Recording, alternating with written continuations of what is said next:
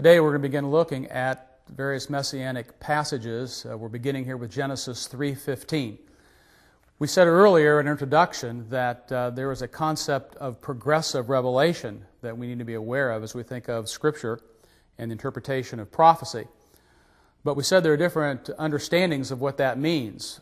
Progressive revelation, properly understood, means that God has revealed Himself gradually and in various ways, filling out the picture of what He wants us to know about Himself and about the Messiah, and also accommodating Himself to the level of the people and where culturally and in terms of their knowledge of God, where they are. It does not mean that this is somehow a progressive discovery of God through human means. And I wanted to bring you to a quote. This comes out of the New American Bible. This is a Roman Catholic edition. This is what Roman Catholics are encouraged to read today. And so this will be up on the screen for you to look at. But this gives you, I think, a wrong idea of what inspiration and revelation are, because it makes it more of a man-centered and not a God-centered event. And so I'm reading here in the section on inspiration and revelation. They write that God Himself guided or inspired the Hebrew genius in its searching out of the mysteries of the human condition. This guidance is called inspiration. When this restless searching for truth and meaning culminates in unfolding one of God's mysteries, we speak of divine revelation. This means that God reveals some aspect of Himself or the human condition in and through man's endeavors to find out. They go on in this paragraph. Sometimes inspired searching for meaning leads to conclusions which cannot be qualified as revelation from God. Think of the holy wars of total destruction fought by the Hebrews when they invaded Palestine. The search for meaning in those wars centuries later was inspired, but the conclusions which attributed all those atrocities to the command of God were imperfect and provisional. And so you see that the concept of the inspiration of the Bible and the Bible as a revelation from God really centers more around man's efforts to understand God than it does God's efforts to reveal Himself to man. They speak elsewhere on this same page about inspiration, saying that inspiration is related to a certain sensitivity which exists in a society at a given time. This sensitivity inspires gifted individuals in that society. And so they see in the Hebrew people, quote, a highly developed sensitivity for God's presence in their lives. That's not too far from saying that the Old Testament is the product of Hebrew or Jewish genius rather than the product of God's revealing Himself to man. And so now we come to the various Scripture texts that start to illustrate this progressive revelation, particularly with regard to the coming of Christ as God's Messiah. One thing we will develop here is the unfolding of the promise of the seed. And we see that now here in Genesis 3:15 with the promise of the seed of woman that will carry forth into chapter 9 and looking at the seed of Shem. And then in Genesis 12 with the Messiah being the seed of Abraham, tracing it through to Jacob and then ultimately to Judah in Genesis 49. And that seed promise culminates then with David. We know that the Messiah was to be from the line of David and is called Son of David. We begin then here today with Genesis 3:15.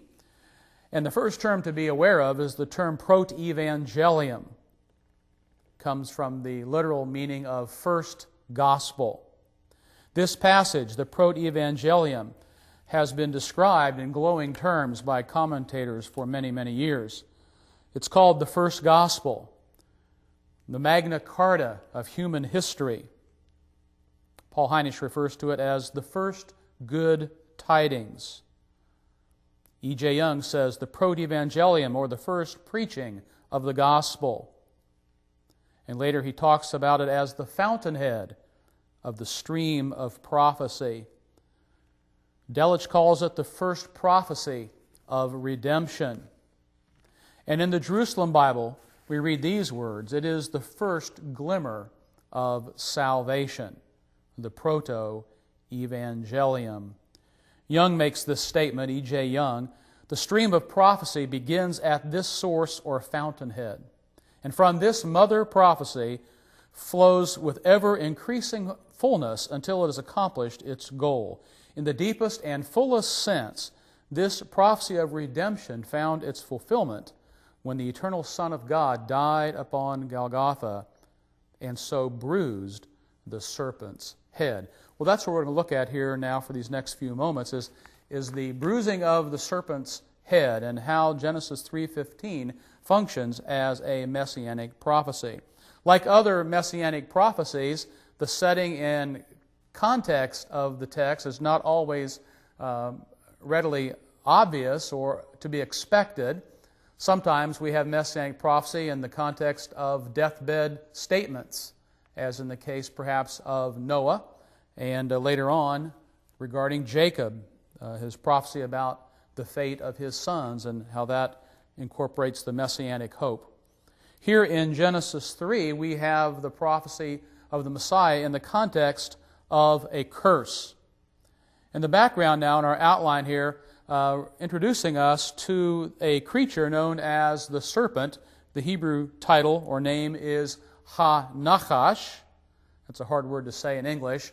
Nachash, that ch sound, is a letter in Hebrew called a chet, and sometimes written just as an H, or in this case perhaps a CH. The Nachash, the serpent. Think about how Satan is described in the Bible. Go back to Revelation chapter 12, where he's introduced as the great dragon, the serpent of old, the devil, and Satan. In Genesis 3:1, we're told that the serpent was more crafty than any beast of the field that the Lord God had made. And he spoke to the woman, and he said, "Indeed has God said, you shall not eat from any tree of the garden."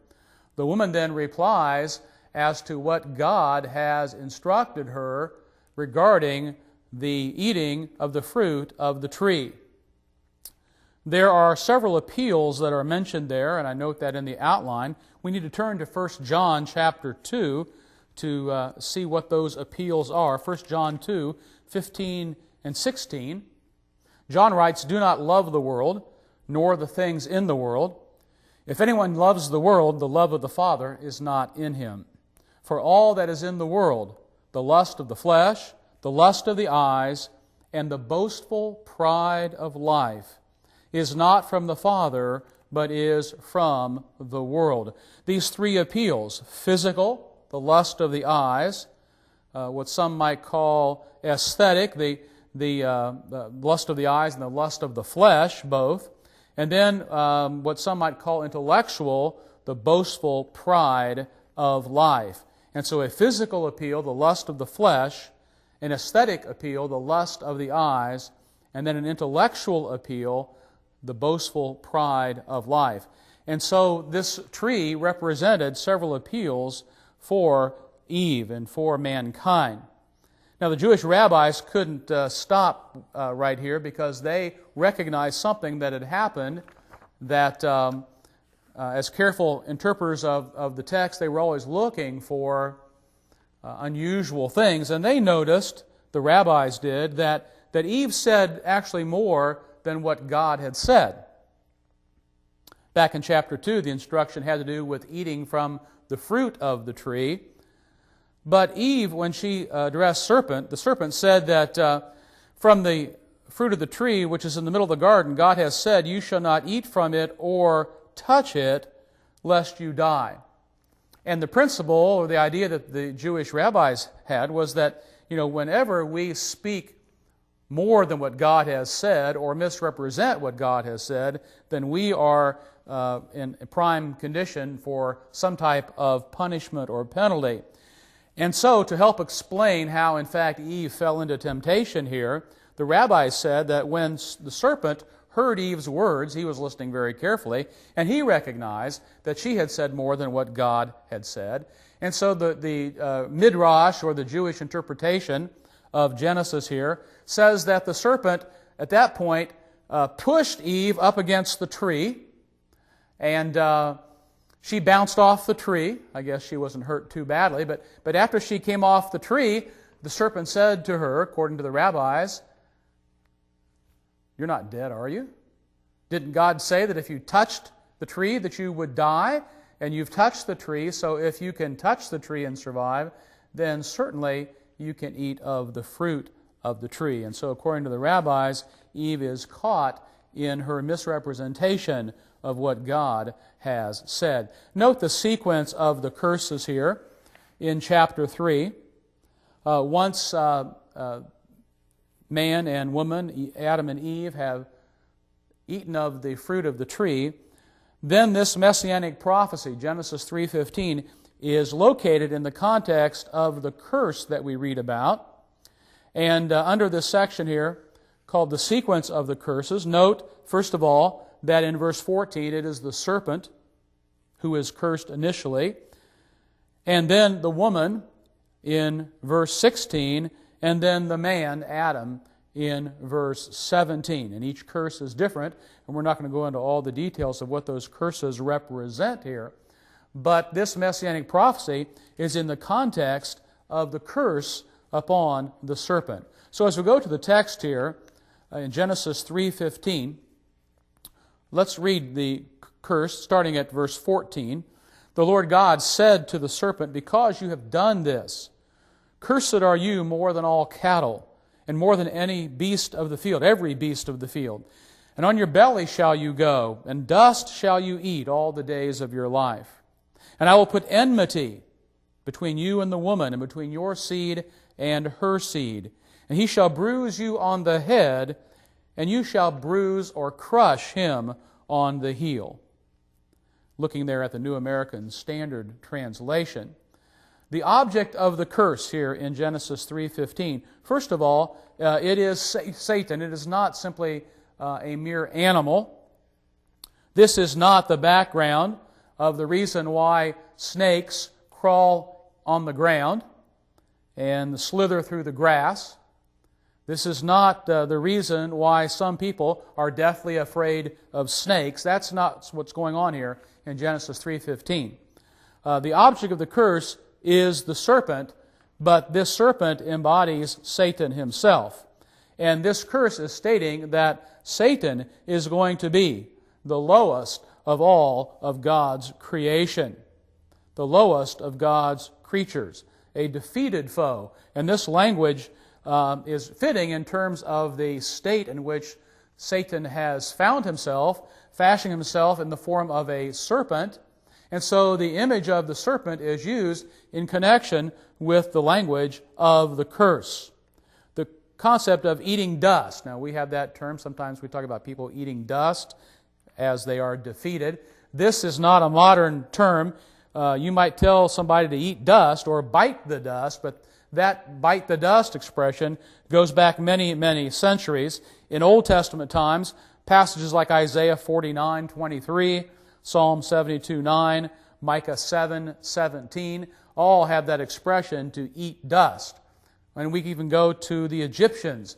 There's a text from the El Amarna archive, somewhere around the time of Moses or a little bit after that time, in the second millennium. One text, text 100, has this phrase, "While our enemies look on and eat dust."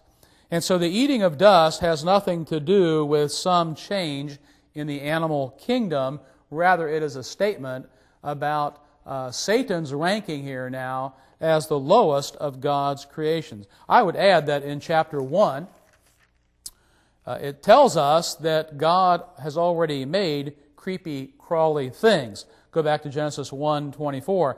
"Let the earth bring forth living creatures after their kind, cattle and creeping things, and beasts of the earth after their kind. And it was so." And God calls it good. So whatever God's plan in creating snakes was, this expression here in Genesis 3:15 is not telling us, in my opinion, about some change of state or position for the reptile kingdom. Rather, it's in connection with Satan and his fall and Satan's ranking now as the lowest of the low. Translations might differ at verse 14. Some might say that you are cursed more than every other beast of the field. That is not based on the language of the Hebrew text. It's based upon interpretation. I think the reading is better. More than every beast of the field, not every other beast of the field. Let's look at some of the terms that are found in this curse, some of the language here. And one of the terms is the term enmity.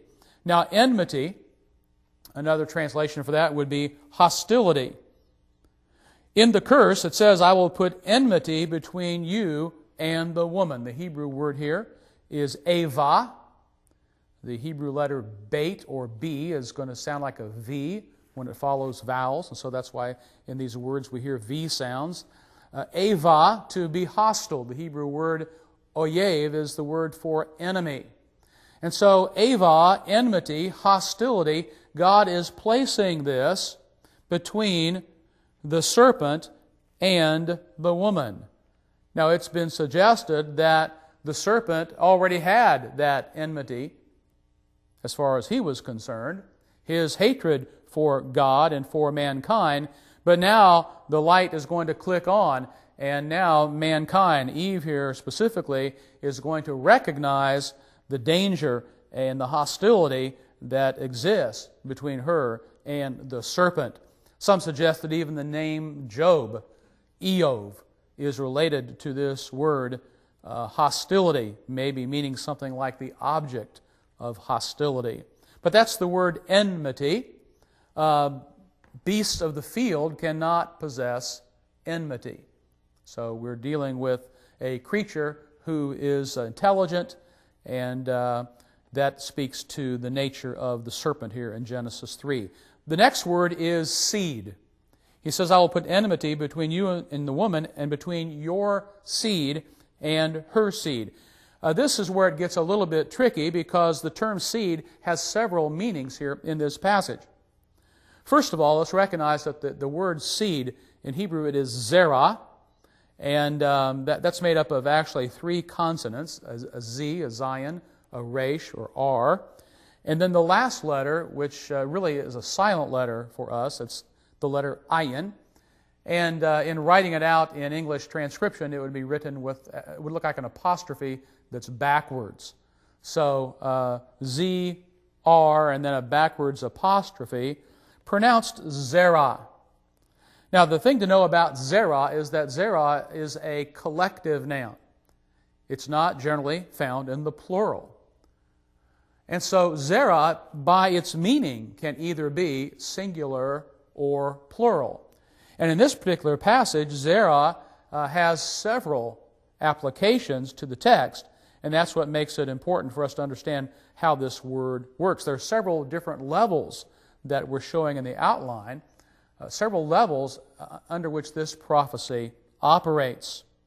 Now, Paul, in Galatians 3:16, makes it clear that the ultimate reference to this text is Christ. And in doing so, he says not to seeds as plural, but to seed, a single seed, which is Christ. Now, I would caution us here. Paul is not giving us a grammar lesson in Galatians 3:16. He is giving us a theology lesson. He is not talking about whether certain nouns can be singular or plural. He's telling us that the ultimate meaning, or the primary meaning of this term seed in the promise to Abraham, has to do with the coming of the Messiah, Jesus Christ. And so zerah, seed, we will see that the seed here in this Messianic prophecy at times is singular and at times can have a collective sense. And then the other term is bruise. And this Hebrew word can be translated different ways by our various translators. In the New American Standard, it says, he shall bruise you on the head, and you shall bruise him on the heel. Now, the Hebrew word there is pronounced something like shuf, to bruise. But it really depends on the context as to how we might translate that, because it's some type of a blow. Some translations would suggest an alternate English rendering. The same Hebrew word is found at the end of 15 there in both lines. Some would say, he shall bruise you on the head, and he shall crush you on the head, and you shall bruise him on the heel. So the seed of woman is going to shuf the serpent. He is going to strike him on the head. And that's why some translations say crush, because a blow to the head would be a crushing blow, a decisive blow, a deadly blow. Whereas you shall strike him on the heel, that translation there, strike or maybe bruise, would make sense, because we're not looking at a fatal blow with regard to the striking, but rather a painful blow. So as a result of this imagery, and think of a serpent biting someone on the heel and then finding itself being trampled to death, that imagery applied to how the seed of the woman will interact with the serpent relates, as we will see here in a moment, to the resurrection, crucifixion, resurrection of Christ. The blow on the heel is a painful blow, but the crushing of the head of the serpent is a fatal blow. Well, let's talk then briefly about the levels in Genesis chapter 3 and verse 15. The first level, it says, is between you and the woman. And so this enmity, Satan already has that enmity toward the woman. The woman now understands more clearly who Satan is. Paul in 2 Corinthians 11, verse 3 says that the serpent deceived Eve by his cunning. And then later on in verse 14, for Satan disguises himself as an angel of light. And so there is this personal hostility being described here in this Messianic prophecy. I would resist any kind of connection with a typology between Eve and Mary. I think that's somewhat pushing it, even though it's found in Roman Catholic theology. We go to the next level, and it says that there is enmity between your seed and her seed. Your seed and her seed. Now we have to think for a moment at what level we're operating here. First of all, is this singular or plural? And if it's, and whatever it is, then to whom does it refer? Well, I would argue that her seed could be either singular or plural. But I would have a problem with the phrase your seed as it relates to the serpent. It seems to me that we're on a collective sense here now.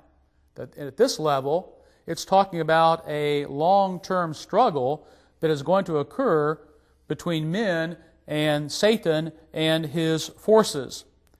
And commentators debate as to whether or not the seed of the serpent refers to fallen angels or to wicked humanity. But it's clear that it's not a singular seed. There is no one single person here that is being called the seed of the serpent. Rather, it is a collective sense. The seed of woman and the seed of the serpent are going to struggle. But then we come to this third level, and that is the seed of woman and the serpent. Because then it says he. Remember that zerah is singular in Hebrew grammar, so any pronoun that refers to zerah could also be singular. We'd expect it to be singular.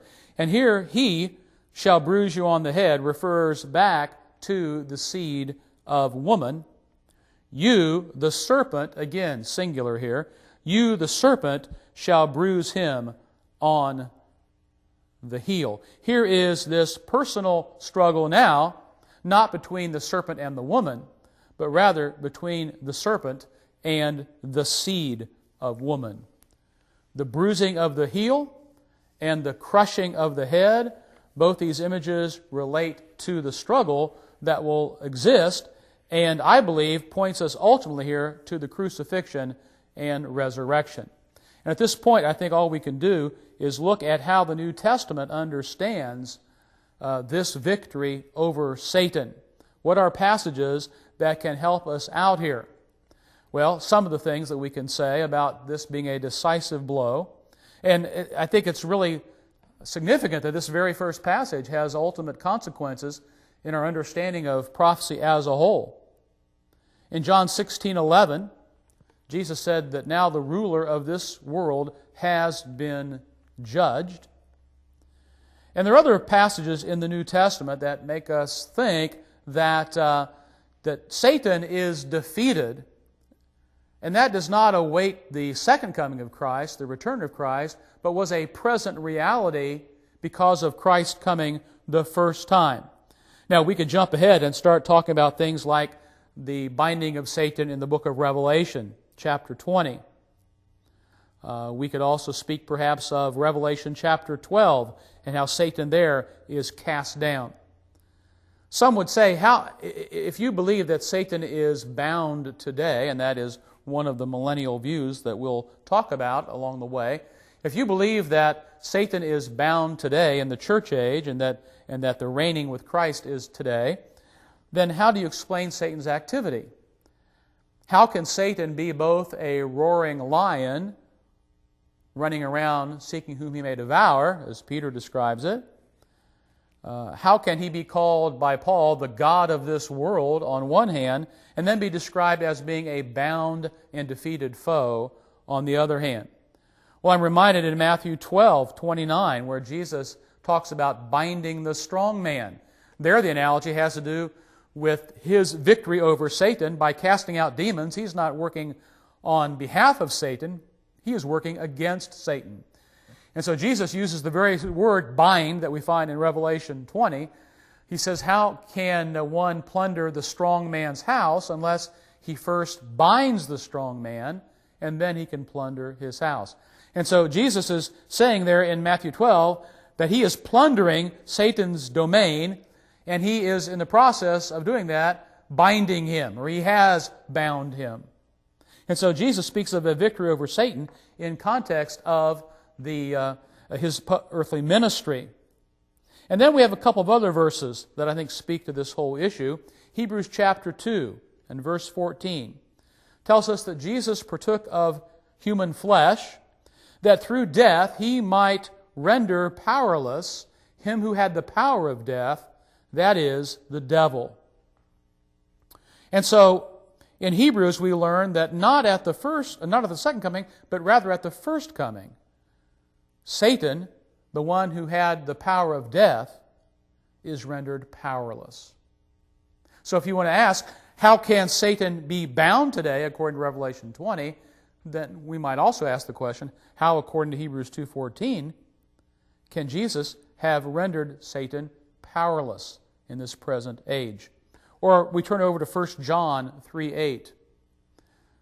The devil is called a liar from the beginning, and then it says this, the Son of God appeared for this purpose, that he might destroy the works of the devil. At the first coming of Christ, the works of the devil were destroyed. Satan bound, the works of Satan destroyed, being rendered powerless at the first coming of Christ. All of these, I think, paint us the picture that began in Genesis 3:15, when we learn that in this struggle between the seed of woman and the seed of the serpent, that in that struggle the serpent himself will be crushed on the head by the seed of woman. We might add also Romans 16:20, where the crushing of the serpent, the crushing of Satan on the head, is a ever-present hope for you and for me as Christians, as we want to see victory over Satan on a daily basis. And so Genesis 3:15 begins this discussion about how Satan and how Christ interact in our Christian life. We might say, well, Satan's alive and well today, but the question that maybe Genesis 3:15 brings us to is he alive and well in my life, or is he alive and well in your life?